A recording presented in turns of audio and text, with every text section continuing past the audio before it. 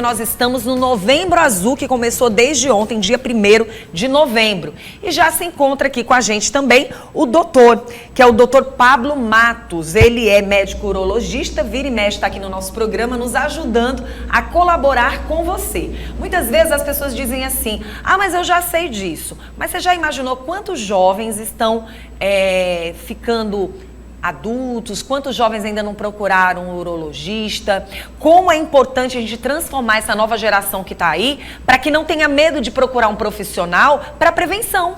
Porque tem gente que só procura um profissional quando não tem mais condição de resolver a situação.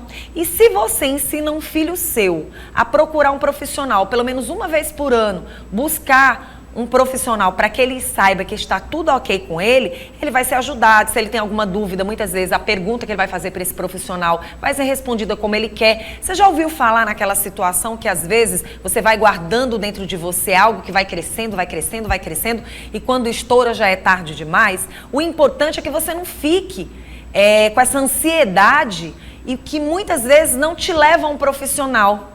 E aí você fica guardando aquilo e você entra até em depressão muitas vezes por causa da saúde. Porque você está preocupado com algo que nem aconteceu ou que nem vai acontecer, simplesmente pelas dúvidas que você tem. E neste mês de novembro, que aqui está, que é o Novembro Azul, nós queremos alertar você que está assistindo o nosso programa, para que você tenha consciência da sua saúde, do quanto você tem que valorizar a sua saúde. E é importante, porque muitos jovens que estão assistindo o nosso programa hoje, provavelmente nunca tenham assistido o nosso Bom Dia, ou no ano passado, ou em algum momento que o doutor tenha vindo ao nosso programa, não tenha assistido. E aí eu quero desejar um bom dia. Muito obrigada por você estar aqui com a gente. Bom dia, É sempre um prazer, viu, doutor Pablo? Prazer é sempre meu também. Muito bom. Nós estamos aqui com uma pesquisa de ontem da Sociedade Brasileira de Urologia. O câncer é a doença urológica mais temida pelos homens. 58%, seguida pela impotência sexual, que é de 37%. Eu pensava que era o contrário, né? Mas eles estão começando a se preocupar. Nos homens acima de 40 anos, apenas 32% se consideram muito preocupados com a própria saúde. Já 46% só vão ao médico quando sentem alguma coisa diferente. Já 58% procura atendimento no SUS com o suporte de algum familiar. Geralmente, eu acredito que sejam com as esposas, né? Quando a esposa fica ali no pé. 1 em cada 7 homens tem medo do exame de toque. O medo é maior nos homens com mais de 60 anos. E o homem que mais vai ao médico está na faixa de 40 a 44. Eu pensava que era o contrário, doutor. Eu imaginava que os homens com 60 anos... Mas aí vem a história do tabu, vem a história do preconceito, né? Mas que bom que homens de 40 a 44 anos estão buscando médico, né? Sim, com certeza. Essa pesquisa é até interessante porque ela traz dados que mostram o quanto essa questão ainda é difícil, essa questão ainda é séria, que a gente tem que avançar muito. Os números mostram, quando a gente vê em uma linha geral os dados, a gente mostra que o homem ainda é um pouco distante da busca pela saúde, nem se compara com as mulheres, que desde cedo estão com aquele hábito de ir ao seu ginecologista, né, e fazer as suas avaliações preventivas. Então, essa cultura de que o homem ainda é o sexo forte, que tem que trabalhar e não tem tempo para outras coisas, de certa forma ainda é presente na vida do brasileiro. E nós, ano após ano, a gente tenta mudar isso, né? Mostrando, conscientizando que as doenças estão aí e que a gente tem que mudar um pouco a postura para que a gente possa fazer uma mudança de verdade nesses números, né? Muito bom. Doutor, e aí a gente começa chamando a atenção, já que estamos no segundo dia do mês de novembro, que é o Novembro Azul também, principalmente, né, que se chama mais atenção, em falar que doenças são essas urológicas, né? É importante a gente chamar a atenção da população para que a população fique atenta, né? Sim. Embora o mês de novembro, né, o Novembro Azul, a campanha em si, ela tenha um destaque muito grande para o câncer de próstata, né? Até porque o dia 17 de novembro é considerado o Dia Mundial de Combate ao Câncer de Próstata. A gente faz da campanha uma lembrança geral para todos os outros problemas que tratamos. Também, né? Então a gente tem aí para lembrar sobre doenças sexualmente transmissíveis, a gente tem aí para lembrar sobre cálculos urinários, sobre as incontinências urinárias, uma série de problemas, mas de fato o destaque maior é para a oncologia, né, os tumores, com destaque especial para o câncer de próstata, que é ainda uma doença muito prevalente. A expectativa para esse ano, 2023, é de 71 mil casos novos só no Brasil, então é uma incidência grande, né? E a gente tem que reforçar a lembrança dessa doença. Doutor, com esse mundo da tecnologia chegando e avançando mais e mais, todo ano a gente fala sobre esse assunto, mas todo ano a gente espera descobrir novas oportunidades de se descobrir o mais rápido possível, né? A cura é o desejo de todo mundo, principalmente de vários cânceres que aí estão, que até hoje muitos deles amedrontam tanto a população. Eu pergunto para o senhor, nesse mundo da tecnologia, o senhor como profissional nessa área de saúde, avançou quando o assunto são exames? Avançou muito, né? A gente tem, especificamente aqui na urologia e na parte de câncer de próstata, a gente tem avanço do entendimento do quão importantes esses exames são. A gente tem novas tecnologias diagnósticas, a gente tem, por exemplo, uma discussão super moderna, que é o PET de PSMA no diagnóstico do câncer de próstata. Antigamente era cogitado apenas para doenças de estágios mais avançados, hoje está se trazendo a discussão para o cenário de doença ainda localizada ou localmente avançada, então está trazendo para um cenário mais cedo na busca. A gente se discute muito a questão das biópsias, se seria necessário a quantidade de biópsias que a gente faz hoje. Talvez daqui nos próximos anos a gente tenha um entendimento que não vai ser necessário fazer tanta biópsia. Existem pesquisas tentando avançar em marcadores mais específicos para câncer. Hoje a gente já tem consagrado o PSA, que é o exame de sangue, mas tem outras substâncias que estão em análise que talvez substituam o PSA ao longo do tempo, como coisas mais específicas para tumor. Então esse avanço está acontecendo e a discussão ela vai sempre tentando equilibrar, né, o que a gente tem de ansiedade de descobrir a doença com o que é realmente necessário tratar, porque isso é motivo de grande polêmica até hoje, né? Inclusive polêmica recente entre o Ministério da Saúde e Sociedade Brasileira de Urologia sobre ser importante ou não rastrear os pacientes, né? E por mais que às vezes venha uma onda de que está se fazendo exame demais a pacientes, assim que a gente vê os dados, a gente observa que você fazer uma vigilância mais ativa desses pacientes, você reduz mortalidade, você reduz complicações. Então, é um equilíbrio, né, que a gente tenta buscar nesse quesito. Doutor, chamando a atenção ainda para o câncer de próstata, qual é, o senhor atendendo seus pacientes, clientes, o que mais chama a atenção? Ainda continua realmente sendo o exame de toque? Porque na pesquisa mostra, né, que sim, mas assim, ainda falando de exames, ainda falando também dessa tecnologia que tem avançado, o exame do toque é o mais preciso? O exame do toque é um elemento importante junto com os outros, porque o exame do toque, ele dá informação que nenhum outro exame dá. Ele dá informação sobre a consistência da próstata, sobre a rigidez, sobre a dureza. São características que exames laboratoriais não conseguem trazer e exames radiológicos não conseguem mostrar. Então, quando você faz um toque e detecta no toque uma superfície dura, irregular, então você chama a atenção que pode estar aí havendo um tumor de próstata em evolução. E muitas vezes essa superfície irregular, dura, ela não se reproduz no exame de imagem. É o que a gente fala assim, que passa batido, porque a imagem não altera, mas a rigidez e a dureza sim. Então, quando a gente vai explicar para o paciente, o toque ele sempre tem que ser consentido, obviamente, né? A gente não faz o que o paciente não permite. Mas a gente explica que o toque traz uma informação que nenhum outro exame é capaz de trazer.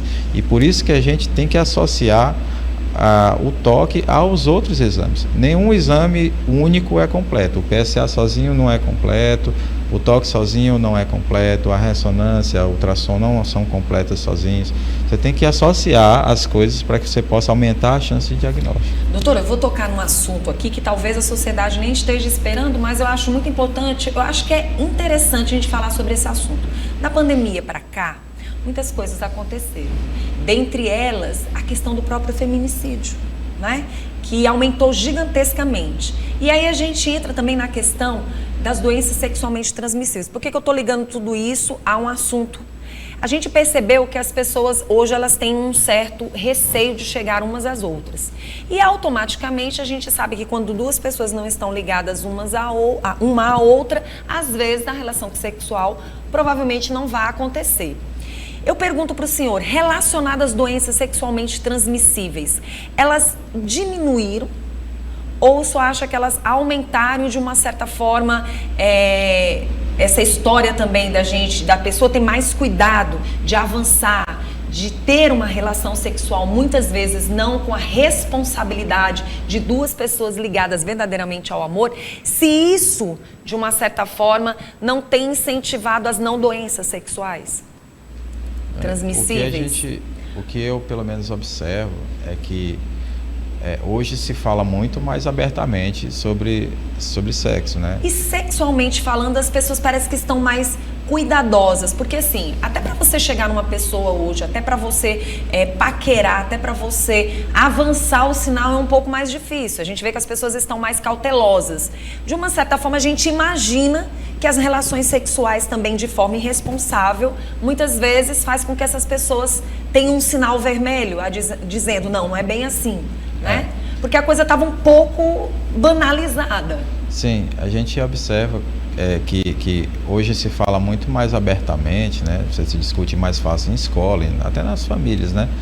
E isso acaba tendo reflexos, né?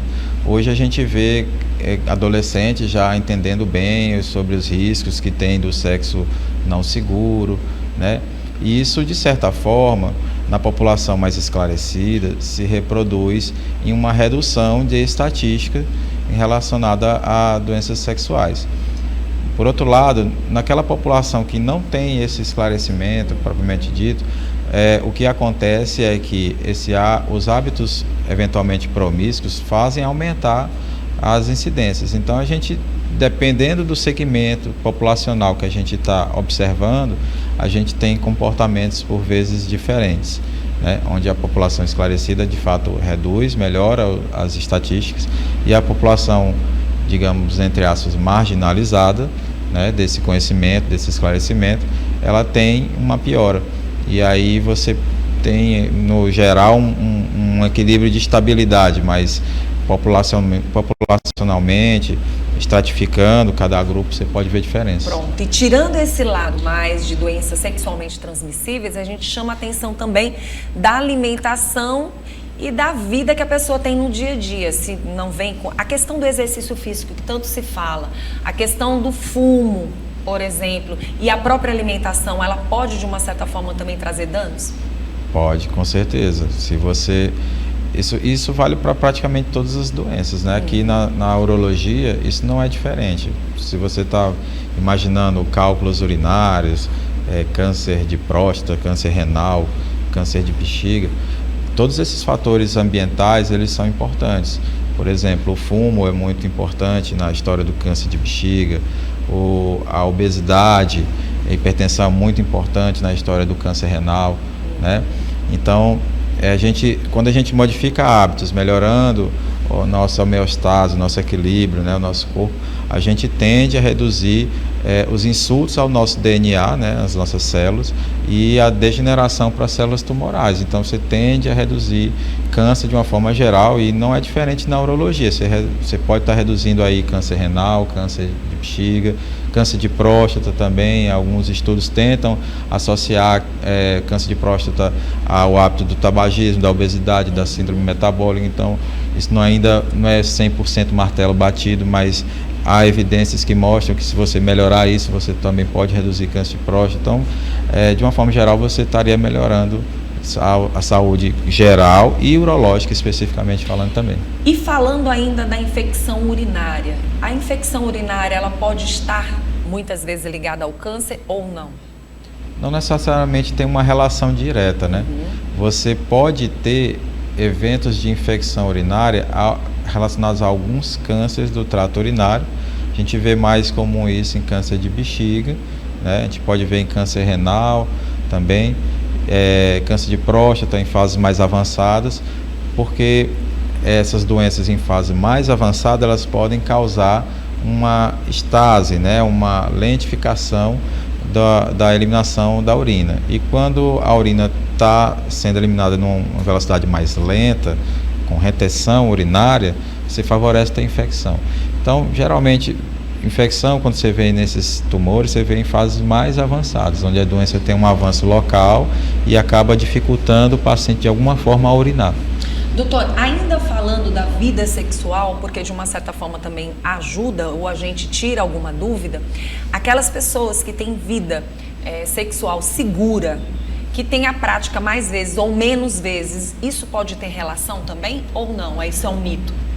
Não, com relação a câncer, é praticamente um mito. A gente não tem uma evidência científica clara de que, e bem concisa, de que o hábito sexual regular possa ser um fator benéfico ou mesmo a abstinência sexual possa ser um fator prejudicial, né? São questões que às vezes se pondera nos estudos, nos trabalhos, mas não tem nenhum trabalho que tenha uma segurança estatística, uma segurança metodológica capaz de te dizer que aquilo é um fator de risco ou não.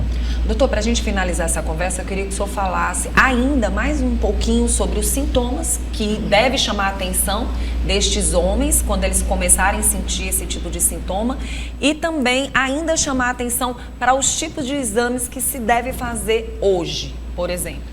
Bem, a primeira questão que a gente tem que frisar é que o câncer de próstata nas fases iniciais costuma não ter sintomas, né? Então você é mais um motivo para você estar mais ativo, mais vigil com a sua saúde, porque nas fases iniciais você provavelmente não vai descobrir essa doença por conta própria, somente se for através de vigilância ativa. Mas quando dá sintomas, ele é um reflexo do avanço local. Então ele, quando cresce de tamanho, ele pode dar dificuldade para urinar, ele pode dar sangramento, ele pode dar ardência urinária, né? E quando ele vai avançando cada vez mais, infiltrando outras estruturas, ele pode promover dor óssea, ele pode promover mal-estar geral, com sintomas sistêmicos, constitucionais, né? Então, a depender da fase da doença, você pode ter pacientes que não sentem nada, pacientes que são bastante sintomáticos, com sintomas gerais, né? Então, a primeira coisa que a gente precisa frisar é que não espere sintomas para você investigar a doença, porque você pode estar, de fato, com uma doença silenciosa. E com relação a exames, a gente bate muito na questão de exame físico com o toque retal, como eu falei antes. Existem características que só o toque é capaz de fornecer ao médico, né? Mas a gente tem como importante o PSA, né? Que é o exame de sangue, tranquilo de se fazer, todo laboratório praticamente faz. A gente tem um ultrassom, que acaba sendo um exame básico de rastreio, mas em casos onde o risco está maior, a gente pode lançar a mão da ressonância magnética da próstata, da pelve, né? Em casos onde a suspeição de doença mais avançada estar presente, a gente pode lançar a mão também de um exame mais sofisticado de imagem, como é o PSMA, né? Uma tomografia mais sofisticada, né? E aqueles casos, obviamente, suspeitos, eles são biopsiados, né? E a biópsia, existem técnicas diferentes, com especificidade e capacidade de diagnóstico diferente, que podem ser discutidos com o médico radiologista para poder fazer o melhor para esse paciente. Muito bom. Doutor, eu queria só que o senhor pudesse chamar a atenção, principalmente dos pais, mas necessariamente das mães também, mas levar um pouquinho dessa responsabilidade até para os pais. Muitos têm medo de fazer alguns exames e às vezes colocam também esse segmento para os filhos que estão chegando aí. né? E é interessante que a gente chame a atenção de que é saúde, é procurar um profissional, não amedrontar um filho que está chegando, não dizer, meu filho, não vá, esse exame aí não é coisa de homem, tem que parar com esse tipo de ideia, porque é saúde, é pensar na saúde do filho. E aquelas pessoas que nunca procuraram. Eu agora recentemente levei meu filho de 13 anos, não é a primeira vez, mas levei meu filho de 13 anos para o urologista, com a intenção justamente de buscar e ele poder, talvez, às vezes, a criança, o jovem, às vezes tem uma dúvida. Às vezes ele tem algo para perguntar, às vezes ele está sentindo algo, ou até mesmo é algo que muitas vezes a mãe não está sabendo. E aí tem que existir essa primeira conversa, é interessante, eu entrei com ele e tudo, ele fez as perguntas que ele quis da forma como ele desejou, mas eu acho muito importante que a mãe e o pai tenham essa responsabilidade. Se o pai não leva, a mãe leva, eu acho que é um momento, em pleno século XXI, da gente avançar de uma forma responsável relacionada ao assunto. Porque é muito melhor você sair de um consultório sabendo que está tudo ok e que você está, de uma certa forma, usando a prevenção em primeiro lugar, é um check-up, do que você esperar que um problema maior venha acontecer no futuro e você não ensinou desde cedo, né? Sim, com certeza. A gente tem que sempre frisar... Começa no pediatra, né? Exatamente. A gente frisa muito que a urologia é uma especialidade para todas as áreas. Sim. Não necessariamente você tem que ir desde criança ao urologista todos os anos, mas assim, mesmo na pediatria, na fase pediátrica lá, o urologista às vezes se faz necessário para fazer uma avaliação do trato urinário, do trato genital, né? Na adolescência, às vezes uma visita ao urologista é importante para esclarecimento sobre essas doenças sexuais, sobre o amadurecimento final do corpo, dos órgãos genitais também. No adulto jovem, ocasionalmente pode ser necessário. Então, todas as fases, o urologista pode estar presente como um auxiliar do homem, né, da população geral, na questão da promoção de saúde. E esse hábito ele tem que ser enraizado já desde pequeno. Não existe mais isso de dizer que isso não é coisa de homem. Isso não existe. Se a gente fosse iguais às mulheres são, muitas das nossas doenças masculinas elas seriam menores, as incidências, as complicações se apresentariam de forma mais brandas porque estariam sendo descobertas mais cedo. Então a gente tem de fato que bater na tecla da informação, da conscientização, de passar para essas famílias que o importante é você prevenir mesmo, você estar ali regularmente fazendo as suas avaliações para evitar um problema. No final das contas, todo mundo quer o mesmo, quer viver mais, quer aproveitar mais a família. E a gente precisa, de fato, tirar um pouquinho do nosso tempo para a gente cuidar um pouco do nosso corpo. Muito obrigada, doutor, pelas suas informações. E isso chama atenção até para aquelas pessoas que estão assistindo o nosso programa e têm algum tipo de dúvida ainda sobre o assunto. Se você ainda tem alguma dúvida, você pode entrar em contato através do Instagram aí com o doutor, tá bom? A gente agradece a sua presença, doutor. Eu que agradeço, sempre é um prazer. A gente vem aqui, sempre bate um papo bom e passa muita coisa boa para a população, né? E contem comigo sempre, estamos aqui. Tá certo. Muito obrigada, tá, doutor?